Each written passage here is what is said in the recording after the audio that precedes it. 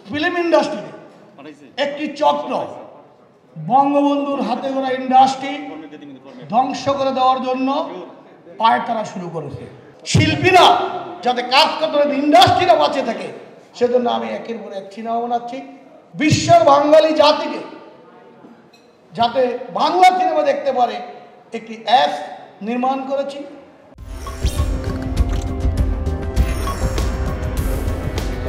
আমি যখন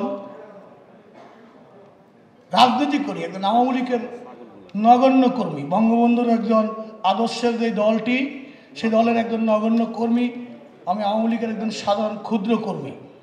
আমি যখন সিনেমা বানাচ্ছি, যখন একটি সিনেমা বানিয়ে ফিল্ম ইন্ডাস্ট্রিতে আমি গেলাম, শুরু করলাম, তখন আমি দেখি ফিল্ম ইন্ডাস্ট্রিতে একটি চক্র বঙ্গবন্ধুর হাতে গড়া ইন্ডাস্ট্রি ধ্বংস করে দেওয়ার জন্য পায়তারা শুরু করেছে। অনেক জাসাসের বড় বড় নেতারা আওয়ামী লীগ ফিল্ম বঙ্গবন্ধুর হাতে গড়া ইন্ডাস্ট্রির বিভিন্ন পোস্টে দায়িত্ব নিয়ে ইন্ডাস্ট্রিকে কীভাবে ধ্বংস করবে সেই পায়তারা শুরু করেছে। দেখে তখন আমি আমার বন্ধুবান্ধব যারা আছে তাদেরকে সাথে নিয়ে বঙ্গবন্ধু ইন্ডাস্ট্রি কীভাবে রক্ষা করবো সেই নিয়ে কাজ করা শুরু করি।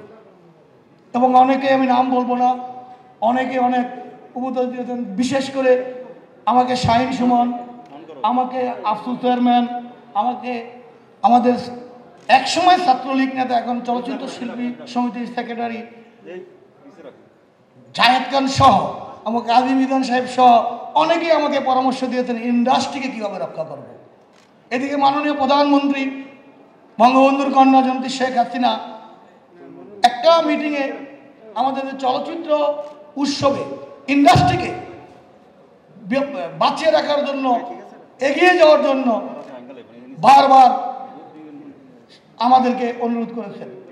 তখন আমি বঙ্গবন্ধুর কন্যা জয়ন্তী শেখ হাসিনার বঙ্গবন্ধুর নির্দেশে বা হাতে গড়া ইন্ডাস্ট্রিকে টিকিয়ে রাখার জন্য, শিল্পীরা যাতে কাজ করতে ইন্ডাস্ট্রিটা বাঁচে থাকে সেজন্য আমি একের পর এক সিনেমা বানাচ্ছি। করোনার কারণে এখন আমরা আবার বিশ্বের বাঙালি জাতিকে যাতে বাংলা সিনেমা দেখতে পারে একটি অ্যাপ নির্মাণ করেছি। এবং এই অ্যাপটি বাংলাদেশেরই ইঞ্জিনিয়াররা করেছে, বাংলাদেশেরই ছেলেরা করেছে, বাঙালি অ্যাপ। কাজী এই অ্যাপটি আজকে অ্যাপটির মাধ্যমে সর্বকালের সর্বশ্রেষ্ঠ বাঙালি জাতির পিতা বঙ্গবন্ধুর শৈশব ও কৈশোর নিয়ে নির্মিত টঙ্গিপাড়া মিয়াবাই সিনেমাটি শুভ উদ্বোধন করবেন আমাদের চাঁদপুরের নয়নের মণি, বাংলাদেশের সফল শিক্ষামন্ত্রী, মেঘনার পরে মেয়ে ডাক্তার দীপুমণি এমপি। আমি সকলকে সালাম জানাচ্ছি। তো উনি একটা 9টায় মিটিংয়ে যাবেন। সকলকে ধন্যবাদ জানাচ্ছি। সিনেমাতে আসছে সকলে থাকার জন্য অনুরোধ করে আমার বক্তব্য বিশেষ করছি। আসসালামু আলাইকুম। সিনেবাজ আমরা যারা মঞ্চে আছি এবং মঞ্চের বাইরে যারা আছি সবাই আসলে এখন আজ থেকে সিনেবাজের পার্ট, এইটা আমি ফিল করি। আর যার জন্যে আজকে আমরা সবাই এখানে এসেছি। শাপলা মিডিয়ার সেলিম খান, ওনাকে প্রথমে আমি দেখবো একজন ব্যবসায়ী হিসেবে। কিন্তু একজন ব্যবসায়ী, উনি জানেন না এখন যে 100টি সিনেমা অথবা সিনেবাজ অথবা ভয়েস টেলিভিশন, এখানে যে ওনার ইনভেস্টমেন্ট, এটা তো উনি জানেন না যে ওনার কি বিজনেস হবে, কিন্তু প্রফিট কিন্তু আমাদের হয়ে যাবে। আমরা নগদ প্রফিট করে যাব। আমি সিনেমা করব যখন আমি আমার অনারেরিয়াম পেয়ে যাব। সেলিম খান জানেন না উনি সেটা পাবে কিনা।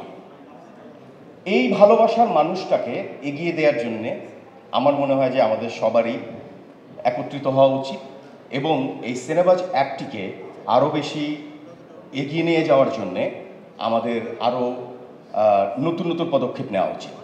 আমার রিকোয়েস্ট একটাই, সেটা হচ্ছে আমি বারবার আমার ইন্টারভিউতেও বলেছি, যে কোনো অ্যাপ যখনই তৈরি হয় সেটা হয় ওয়ার্ল্ড ওয়াইড।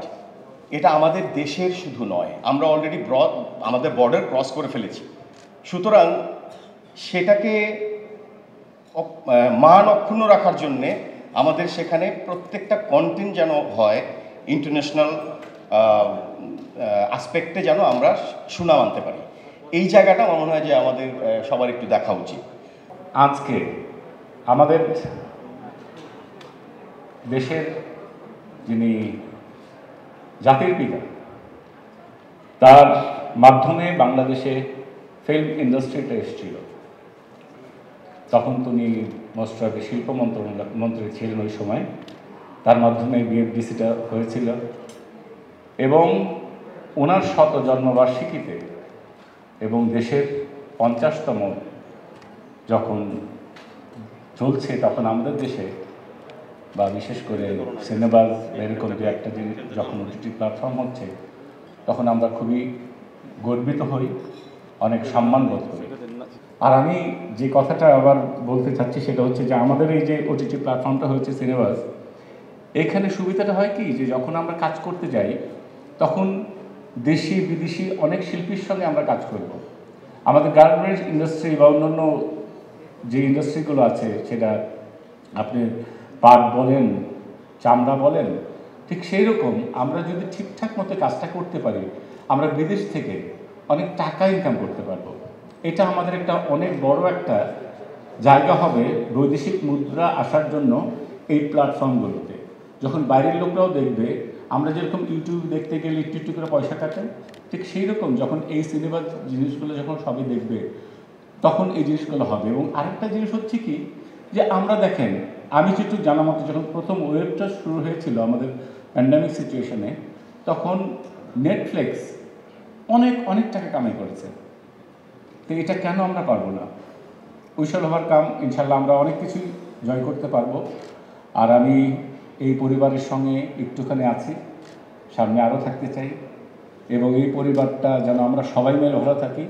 কেন পরিবার বলছি? কারণ সেলিম খান যখন দেখলো যে ফিল্ম ইন্ডাস্ট্রির এই অবস্থা, তখন উনি একসঙ্গে 100টা ছবির ঘোষণা দিয়ে দিলেন এবং আমি অনেকটাই দেখেছি, অনেক শ্রদ্ধেয় ব্যক্তি আছেন, তারা অনেক খুশি হয়েছেন এবং অনেকগুলো ছবি হচ্ছে, আর অনেক ছবি হবে, অনেক কাজ হবে, অনেক আর্টিস্ট, অনেক লোকের কর্মসংস্থান যখন হয়, যখন সবাই ভালো থাকে, সেখানে নাকি ঈশ্বর বসবাস করে।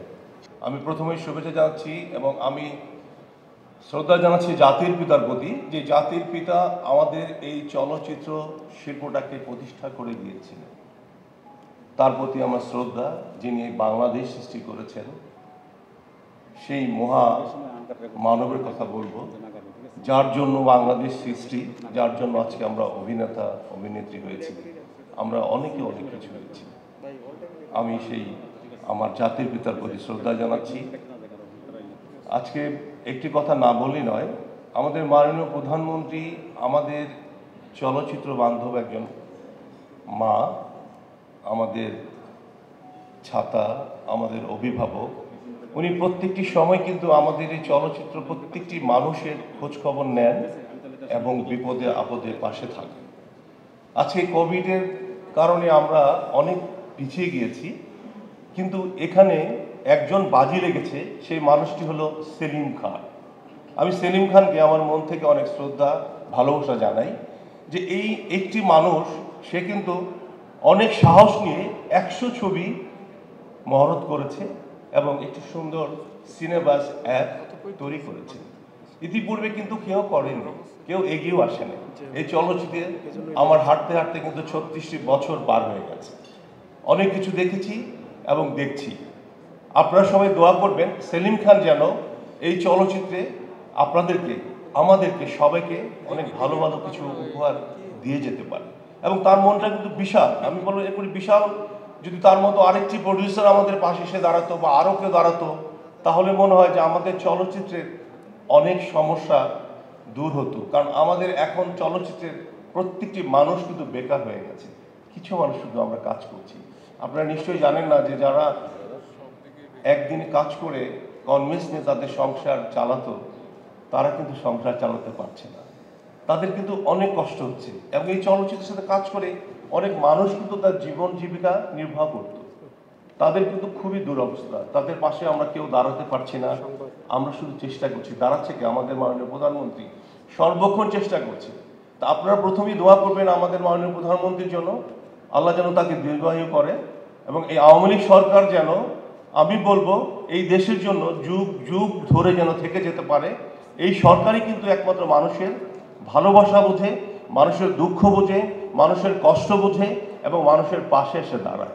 স্বাধীনতার প্রতীক কিন্তু আমার সরকার, মাননীয় প্রধানমন্ত্রী শেখ হাসিনা, যিনি তার বর্জ্য করছে এবং সারাক্ষণ অক্লান্ত পরিশ্রম করে দেশবাসীর জন্য এবং সারা পৃথিবীর জন্য কিন্তু প্রমাণ করে দিয়েছে যে বাংলাদেশ একটি দেশ। আর সেই দেশে চলচ্চিত্র নির্মাণ হচ্ছে, সেখানে 100 ছবি নির্মাণ করছে সেলিম খান। তাকে আবারও শুভেচ্ছা না জানিয়ে আমি পারছি না।